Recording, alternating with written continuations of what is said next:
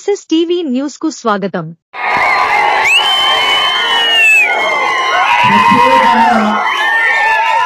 ఆయన డేట్ తీసుకొని ఈ సమావేశానికి బైరెడ్డి సిద్ధార్థను ఆహ్వానించారు. ఎందుకంటే మేమందరం మెరిసిపోయిన ముసలిలో బైరెడ్డి యంగ్స్టర్ బైరెడ్డి వచ్చినా అనిల్ వచ్చినా వస్తారు.